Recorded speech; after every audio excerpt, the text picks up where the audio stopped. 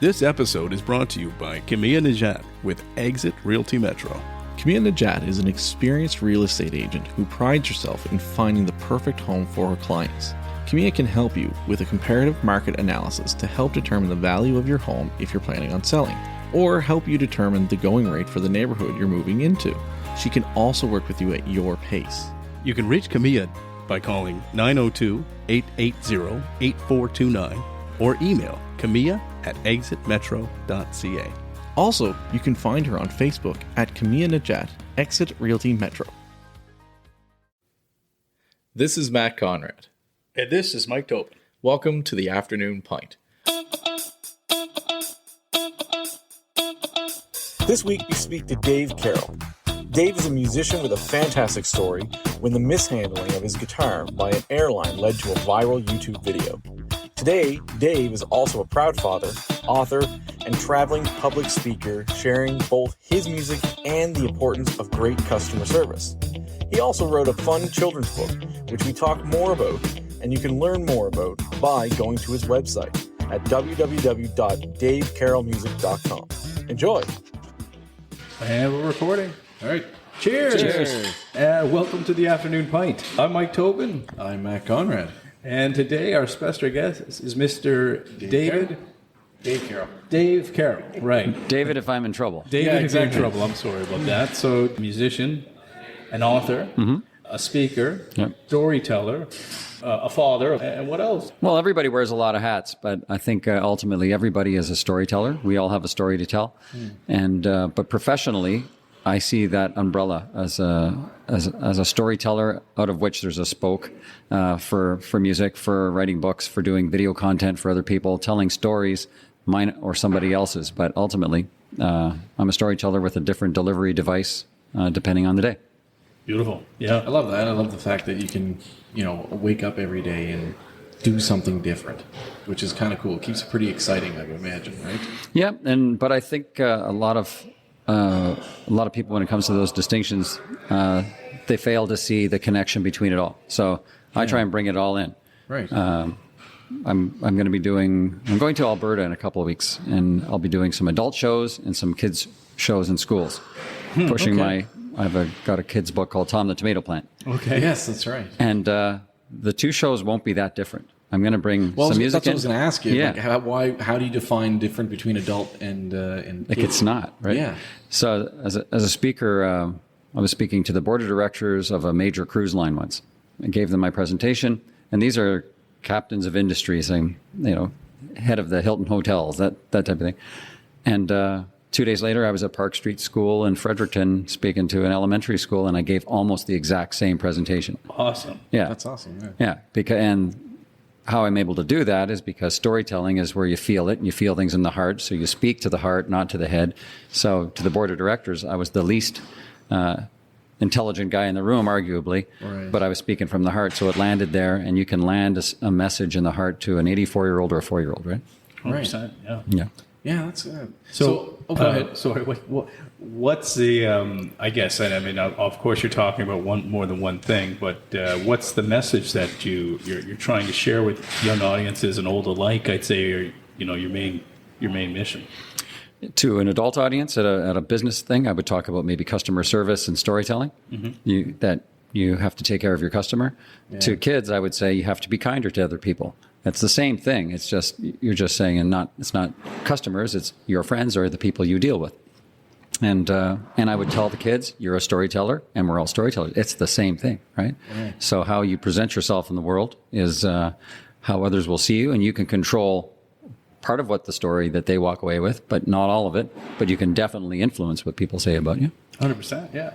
So you've had a long career, and we can kind of walk down, I guess, the chronological ways of this has kind of happened. But started off in Timmins, moved here when you were pretty young, 94, I think is what it was when you moved to Halifax, I think. From Ottawa, yeah. Yeah. So you were obviously performing by that time. It was you and your brother. Yeah. What inspired you to get into music? Well, I think our dad. So our dad's name is Max Carroll. Hence so the Sons of Maxwell. That's right. Yeah. Not everybody knows that. And so our dad was a great dad in a lot of ways, and he would come into our room. Don and I shared a room. Our dad would come in with the guitar, and he would supposed to stay for like two songs, and sometimes it'd be like a 90-minute set or something. Like we weren't getting good sleeps because we were singing so much, going to bed and stuff. And my dad's policy was, if you don't know the music, you sing louder. If you don't know the words, you play louder. But don't let what you don't know get in the way of a good time. That's great advice. Yeah. And so Don and I went to university at Carleton. I had picked up a guitar for $125 and taught myself to play before the internet. There were no videos. You had to find a book that had actual chords and then practice. And so we entered a talent contest, and we tied for first place with this other really good band. We had the place. It was a place called the little pub in Residence, the Breeze Inn. And it only held maybe like 70 people, and we had all of our friends packed in. The other band wasn't even in Residence. Okay. And and so we ended up tying for first place, which meant that some of our friends didn't vote for us, right? So we weren't that good, right? And but we got to come back and play for real dollars at a different time and split the evening with this other band. They didn't show up, so we only knew 20 songs. You need 40 to get through a night. Right. And so our first gig, we got paid double what we thought we were going to pay. We got $150 between the two of us. Okay. And we played our songs 1 to 20, and then said we had a special request to do 1 to 20 again. So we did our show twice to the same audience. Amazing. And we were off you to guys Sons of Maxwell then? Were you the Don and Dave show? That's right. Yeah. So we were the Don and Dave show. And but before we moved here, we changed the name because it wasn't that good a name. Fair enough. Sons of Maxwell is a great name. Right. Yeah. And Don and Dave show, we had people come in before, and they were watching us after like 20 minutes. They're like, these guys aren't funny. Yeah. They thought we were a comedy duo, right? My God. It does sound like a comedy duo. Right. Yeah. Awesome. Okay, so you moved to Halifax. I know your brother Don. Yeah, he's a firefighter now. Yep, full time. So you guys both kind of did that stuff. See, I didn't know that, and I've explained the firefighter songs I was listening to because I heard a few of them today when I was playing your music. Through the years. Yeah. Well, I was a volunteer too. Don were you? Don and I moved to Waverley, and the Station 41 is in Waverley, and they were looking for volunteers, and we just both joined. So we were there for 5 years, and then we said together, my wife got pregnant with our first son, and I didn't want to be 1,000 miles away waiting for the next cool thing to happen, playing a bar gig far away. Right. And so we both thought, well, why don't we try and become firefighters? Right. So they were hiring, and 1,000 people applied, and they hired 30, and Don was in the 30, but I was in the 970 that didn't. Oh my God. And they said, you're on the list. Maybe next year we'll hire again, and you could make that. And so in that intervening time, I had some extra time on my hands, so I did United Breaks Guitars. Wow. And that went that way. So that's how that happened. I would have been a firefighter in another universe. Yeah. No, but even before you did United Breaks Guitars, like Sons of Maxwell's, you guys were pretty successful. You were nominated or won 2 ECMAs, different years, I think, just before United Breaks Guitars happened, and then a couple of years before that. So you guys were pretty well known at that point. So you must have still been kind of on the road at that point, and performing and all those types of things. But United Breaks Guitars broke the internet. It was like, before viral was viral. Yeah, there wasn't a lot of huge videos like that in that time, right? Mm-hmm. Yeah, that was new. Right? To have something with such a massive hit on the internet, it was like a perfect storm, right? You know, it was. It wasn't by design, that's for sure, and it wasn't through having all the tricks of the trade. Now there were no tricks. No one knew what was going on. It was just, it had that whole organic appeal of you tell 2 friends, they tell 2 friends, and that's exactly how it happened, right? There was no digital marketing campaign. Yeah. So the song came out in 2009. So the actual incident happened in 2008. Yep. So you're on your way. I think it was, I read you were going to Nebraska. Yeah, Nebraska. Thank you. And so you're like, I've heard the song many, many times, but the video kind of plays it open. I don't know how much comic relief was in that video versus reality, but are you actually like sitting on the plane and looking down and going like, holy smokes, like they're throwing guitars like down there? Like, so the video is wildly exaggerated on the images. The guitar didn't have a broken neck on it. It died of internal injuries that you couldn't see on video, so we had another guitar, prop guitar. But the way it ended up, we landed in Nebraska. I was sitting on the left-hand window seat, and there was a Mike, our bass player, was at the right-hand window seat, and behind him was a woman that didn't know we were musicians, but she looked outside and, oh my God, they're throwing guitars outside. Wow. So that she saw it. Mike saw the aftermath of a guitar being tumbled or whatever. And that was the start of it. Wow. And then, so obviously at that point, like, I'm assuming you had a gig that night or during The next day, yeah. Yeah. So did you have no guitar to play with? Or No, I had two. I was traveling with two guitars. Okay. And Mike and John, bass and electric guitar player, they had their one guitar, and one of my guitars was damaged. So Okay. yeah. So mine was the only instrument that got damaged. Yeah. And I mean, of course, it had to be an extremely nice guitar. Right. Yeah. That was $1,200 to fix, was it, or something? $1,200 to fix. It was $3,500 when I bought it. And that was when I didn't have $3,500, right? It was Right. like I had to beg, borrow, and steal to make that happen. And that was the guitar I used for everything I wrote after. And anytime I was in a studio recording, that's the guitar that I crystallized everything on. And if you know anything about musicians, if you are one or you know someone, you just don't order a guitar off Amazon. You got to play it first. It's got to speak to you, right? So I went through that whole experience and chose that one. So it was important. This is like literally and figuratively a David and Goliath story. Right. Because, you being the, small Nova Scotia musician versus the Goliath that is an airline, and a big airline. Yeah. And, you write a song, you make a video, and they don't care. They're like, meh, whatever. How did they respond in time after, the success of the video? They responded pretty quickly after the video went viral. So the timeline went March 31st. In 2008, we flew. The guitar got broken. They said they wouldn't do anything. It took 9 months to hear from Miss Earlwig, the customer service rep from United. And she finally got back to me with the first sort of serious contact. And we had about 9 or 10 emails before she just sort of gave up and said, you're responsible for the damage to the guitar because you didn't open up a claim within 24 hours. 9 months or 7 months, whatever it was. So I said, so she was walking away and doing nothing. So I said, I have another option. I'm going to make these 3 videos. I promised 3. Yeah. Right. And said, I'm going to try and get 1 million views in the next year with all 3 videos combined. And I said, you don't need to respond to me like you promised you would, and I'll keep you tabbed on the progress. So that when that first video goes up, I'll let you know, and we can get to 1 million that much Could better. you imagine that call from a customer? Right? I know. You're at wits with a musician who can just put out creative content. So he and I both work in customer service and sales and things like that, and it's an interesting conversation because I had a conversation I had to have with a client just last week that wasn't happy with just some people get passed around and things like that. They felt like they wanted one person to deal with and not multiple and all that stuff. So I always take that as a very interesting approach, where if someone's coming to you to complain, and I said this to the client, I take that as you fighting for me to keep your business. Because it fits right in. I am not an airport. I do not announce my departures. So if I'm done with your business, bye. Mm-hmm. And if someone's willing to come to you and say, like, I have a complaint, like that to me is like, you want to still remain our customer. Yeah. Fix this though. That's a good way to look at it. Yeah. It's a really good way to look at it. So that's how I'm like, obviously you were going to be traveling and things like that, and you wanted to make it right. And so this turned into, obviously it blew up.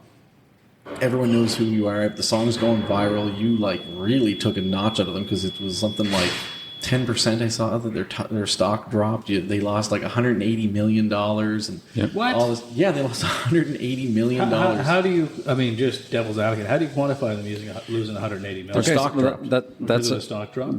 that's what the media reported. Okay. The Economist and somebody else, they did a report and they showed Wow. that it dropped by 10% or $180 million. But other people have looked at it since and they said, no, it didn't really do that. In fact, I was at Columbia University doing a talk, and I sort of got jumped by the professor that was looking to discredit me. I thought I was going to do a presentation. She was trying to debate me and not telling me that. Yeah. So when we got to the event, she did some slides and said she found that it actually didn't have the $180 million effect on it. So in her conclusion, I guess it means that it didn't really have an effect on United. And she's a branding professor, and I thought, this is one of the biggest branding schools in the world, and the professor saying that if it didn't have that $180 million effect, it didn't really affect the thing. And their brand was like demolished. The brand was still affected. Millions and millions of 100%. people Yeah. think something badly Yeah. of your brand every time they see your name because Right. of that song. As soon as you connect it to something, right? Right. I mean, it's in the telecom world. I mean, Rogers years ago. Yeah. I mean, before they didn't have a lot of towers in Nova Scotia. It's 20 years ago now. Yep. People still remember that for years, decades later in the telco world. Oh, they have bad reception. You know, it's now a myth, right? They actually had fixed everything and had enough towers, but people still believe the branding or the image that they receive. It's hard to shake Right. for a It very is long time. Yeah. And I mean, and from my understanding too, like if I remember correctly from when all this stuff happened, like they did eventually reach out to you. They showed your video to other people within the company, and to learn from it is my understanding is what happened. Oh, really? Yeah. Well, so a little complicated. They said they did reach out within a few days. At the first end of the first week, the day that it hit 1 million views, they called on the phone, and we ended up talking. And they said it's regretful what happened. So they didn't say sorry. They never said sorry until for months later. And they said we'd like to offer you $1,200 in flight vouchers and $1,200 in cash. And they came up with that number because 7 months earlier, when I was talking to Miss Earlwig, I said, "Why don't you give me $1,200 in flight vouchers?" That was in song number 2, I think, of the United Breaks Guitars, part 2 or something. Yeah, she's featured in that one. Yeah. But when I was speaking to her in that email exchange right at the beginning, I said, "If you give me $1,200 in flight vouchers, I'll call the whole thing square," because that's what I had spent in cash to get the guitar fixed to a level that I was happy with. Right. And You so would have ended up using those flight vouchers based on the fact that you were in a band anyway, so it's kind of money in, money out, I guess. yeah, except somebody who knows a lot about this told me that something like 90% of vouchers don't get used on their end. Oh, so yeah. giving me those would have been the gamble that chances are 90% sure I would never would have used it. So it was basically I was asking for nothing on their side. For me, I could have made value out of it, but That's interesting. Yeah, and that's probably quite true that they could have rolled the dice, right? Again, it's one of those things where it's like if someone's experienced bad service, offer them a gift card, and then it also gives them an opportunity to get them back in the door. And Yeah. it's an opportunity for you to like knock their socks off with your service. show them it'll be different. Right. Yeah, Exactly. 100%. It's definitely a better way. So now you've flipped it around, and I mean, you went from musician to now you talk about customer service. Like you now have this other story to tell. Like you've expanded on what was kind of, I guess, what you were originally doing, it seems. Yeah. So now you have a whole profession of talking to people. Like I'm guessing companies hire you to bring you in to talk about it. Is that how that works? Yeah. Companies, organizations. They have. Usually, I would be an opening or closing keynote speaker. So I'm not the charts or graphs guy. I'm not the guy who knows everything about their business. I just come in and talk about the universal truths that inspire people. And I guess I would also be the person that could speak if you are bringing your spouses to these events. They're welcome to come in too. It's like a whole family type of thing, right? Yeah. And you also, so not only did you write songs, but you wrote a book about it as well. Yeah, so I ended up writing a book called The United Breaks Guitars, The Power of One Voice in the Age of Social Media. Yeah. So it was with Hay House Publishing, and they said it had to be 35,000 words, so I put 500 in the title, and I only had 3450 left to go. Do you think that that's changed at all today, like the power of social media? Yeah, I was excited about it at the beginning. So my views on social media now are radically different than at the beginning. I was very hopeful in 2009, like this was a game changer. We could all get along better, is what I thought. Right. And now it's gone the other way, where I think the consumer is far too powerful. They go nuclear rather than bring a problem to you. If I've got a problem with your business, Right. I'll destroy your business instead. But at the time, though, companies weren't listening. Like they literally weren't using any social media tools. And Radian 6 came out at around that time, and they were using my story as an example of why you need to have Radian 6 all over the world. And so companies have Did definitely... you just define Radian 6 for people that don't understand? It's a social media listening company. I think they got bought out by Oracle. Okay. But they were one of the first and best at capturing sentiment, so that if it's almost like you open your window and you just yell, "This company's bugging me," they would pick that up. Okay. So it would give companies a chance to hear about something before a United Breaks Guitars happens to them. Okay. And so companies started buying it because it was empowering. You could hear what people were saying about your brand. And like to your point, they're fighting to keep your business. So go and reach out to them. Right. So in theory, that worked. But maybe companies, maybe I was too optimistic. Companies don't really care a lot about the customers. They don't want to lose them. So I didn't really care if they were happy to do it or indifferent. I just want the problem solved for me, and other people would probably want that too. So it was the glory days of social media, 2009, 10, 11, 12. For sure. Yeah. It's changed a lot, right? But certainly then it was a different climate, and people were just getting out there for the first time and maybe more scared of what they said on social media than they are now. Yeah, and I think it encompassed, like, now social media, you can live your whole life on it, right? And there's so much to it now. Back then it was more about, like, there was some, you could do a status, but there was no messenger. There was, like, very little, like, picturing. It was about where you were going, certain events, things like that, right? It was very, very basic back then. Right. Yeah, people today on social media aren't allowed to have a bad day too. Right. So what you say haunts you for the rest of your life, and a customer could have a bad day, but so can a CEO, and what you say can be very costly these days, right? 100%. So That's very true. That's a good, really good point, because people can have bad days, and sometimes it's just that. I try to have that approach too. Even when I'm the consumer and I call somebody, I do try and be like, I know this is not your fault if I'm upset about something. Like, so I try to stay always very nice and polite and talk to the people as people. And I always stay away from social media, I should say, until it's well thought through. yeah, Because, I mean, in the moment, you could say something heated, something crazy, whatever, but you want to wait and see and digest and just give it 24 hours, right? Yep. Especially if you're angry, right? Wait till the next day.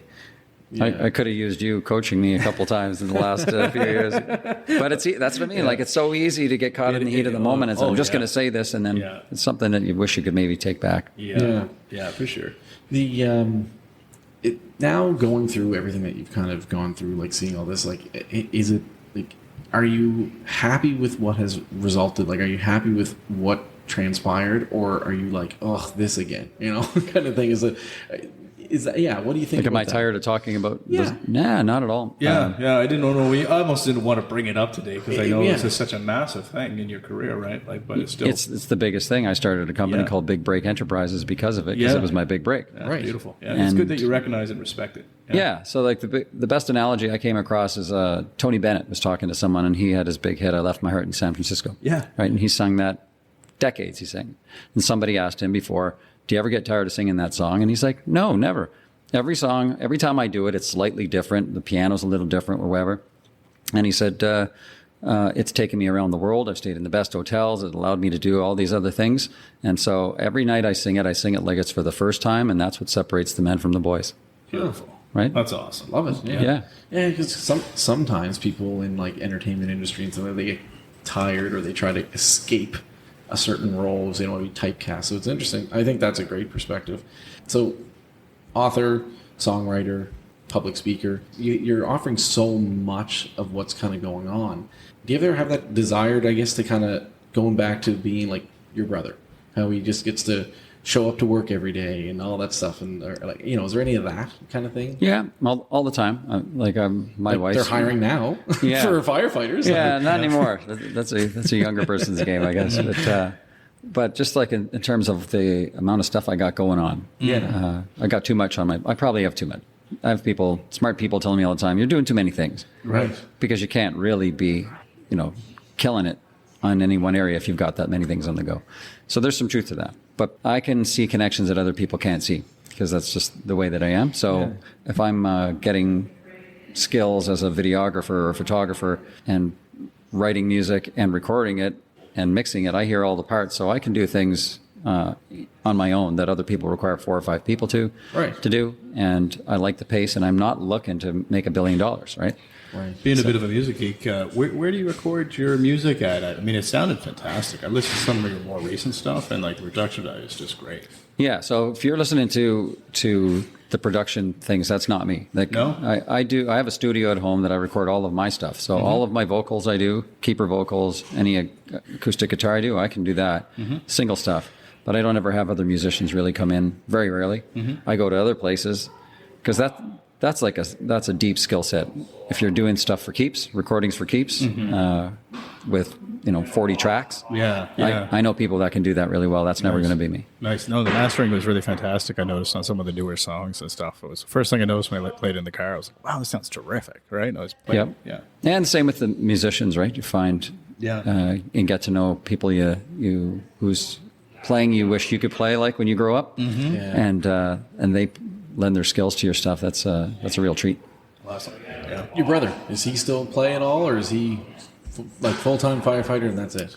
He's full-time, but we're during COVID we didn't do anything really, but we have a show. We're going up to Timmins to play with the Timmins Symphony Orchestra in April. Cool. So Sons of Max will have these charts. We had charted for symphony, so we can, which is an advantage, right? You can go to a symphony and say, "Will you hire us?" And they'll say, "Probably not." And we'll say, "We have the charts," and they'll say, "Okay," right? Because that's that big of a deal. See, now I think when Shania Twain was here, they should have had you guys open up, and you guys could have been like the Timmins, like. We went to school with Shania. Yeah. Okay. Did you? Yeah. Oh, wow. There you go. So Dawn had a geography class with her, and I had a friend who dated her sister. Oh my So God. by osmosis, I say I had a torrid love affair with Shania Twain. I'm writing that legacy of knowing somebody who knows somebody. Yeah. The 2 degrees of separation, or 1 degree, and what? Like, that's the thing. Yeah. So I would have thought that would be kind of funny. The Timmins tour, right? That's brilliant. I'd be into it. I don't know if she's all over that, but I would be. Yeah. I mean, she's a legend kind of thing. So She sure is. So recently we were at an event together. So you did. Speaking of which, you played. You told stories. Great stories. Yeah, you did the filming and all that stuff there. So I mean, that was a pretty great event. There was a guest that we had on here previously with Tim. Tim speaks very highly of you.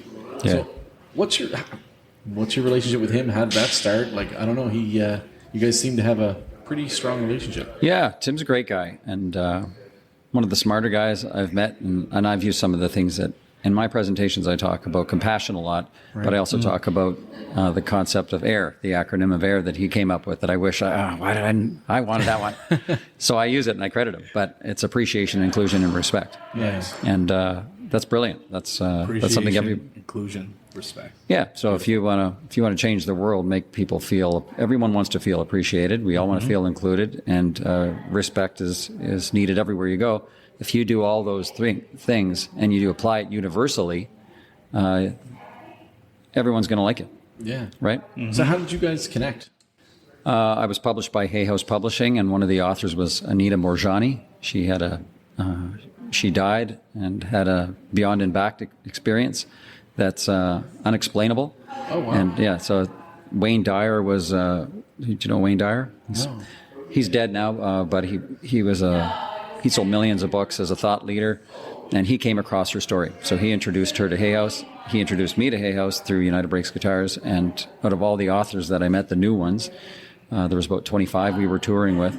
She was my favorite for sure, the most down-to-earth person. And so she came to Halifax to tell her story, and I sang one of my songs at her thing, and Tim was there.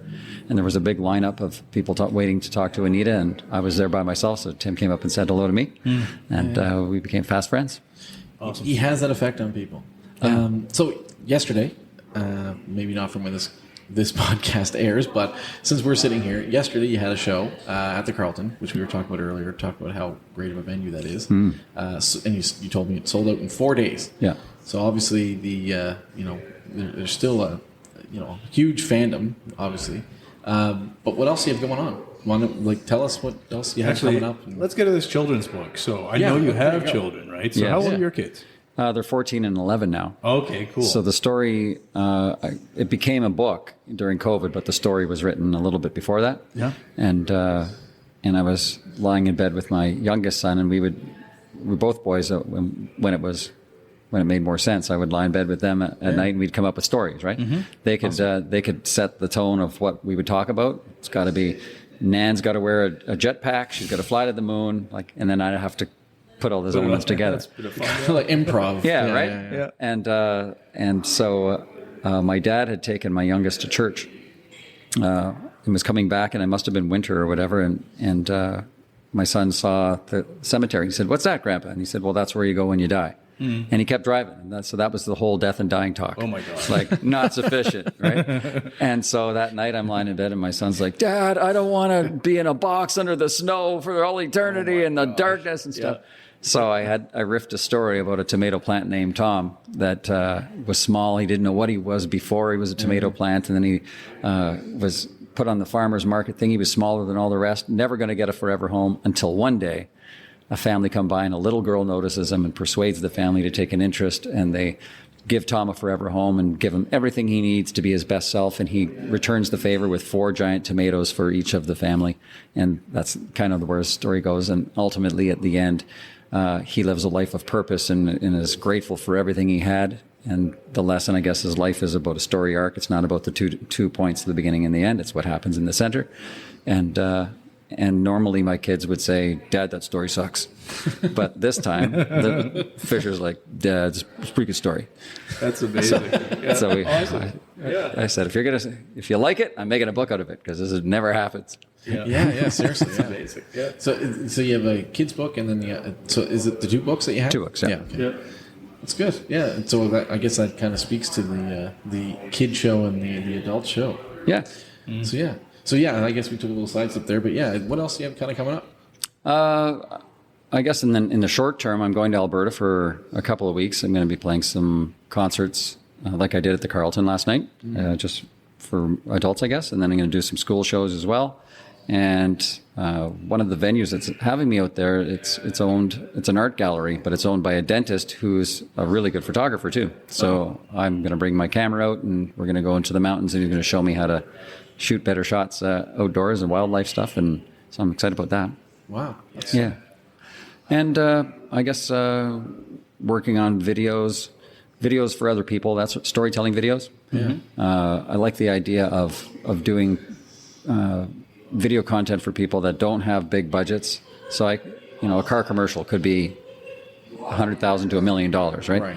I can't make something that looks like $1 million, but I can make something that looks like it's $100,000 for a fraction of what it is, by keeping the economies of scale down. And the technology, as you guys know, it's getting better all the time. So, yeah. I mean, look at us now, right? Yeah. You're doing a podcast and a few $100 worth of gear, and this technology isn't limiting anything, but like, this is a great podcast because you guys are bringing the human element. Like, anybody can have this gear, but the podcast isn't going to be as good. So there's still a human element. That's right. But so I think I have some skills as a storyteller to know when and where to take a story, and the technology is there to help us do it. Yeah, it's not just about the technology. You need to know how to use your tool, right? Yeah. Well, I think unless there's anything else that you have to share with us that we may not know about that you might want to share, I think we've actually covered a lot of it. Wonderful conversation. Yeah. Thank you, boys. No, thank you. I would love to cheers off once more. Yeah, absolutely. Thank you to Nine Lux. We forgot to mention. Yeah, that's right. We were talking about for Nine our very Lux. first time at Nine Lux Brewery. Yeah. I'll mention the beers really quick. I'm having one of my favorites, their American APA. Dave is having the Dirty Blonde. The famous Dirty Blonde. The famous Dirty Blonde from Nine Lux. And Matthew, you're having... I'm having their sour. It's the Péché Fusé. Okay. Yeah. And I stay away from sours, but I respect Matt's endorsement. There you go. Well, thank you very much. Thank you so guys. much. Yes, Appreciate have a it. nice night. Cheers. Thanks for tuning in to this episode of The Afternoon Pint. If you have an idea for the show or would like to be a part of it, email us at afternoonpint@gmail.com.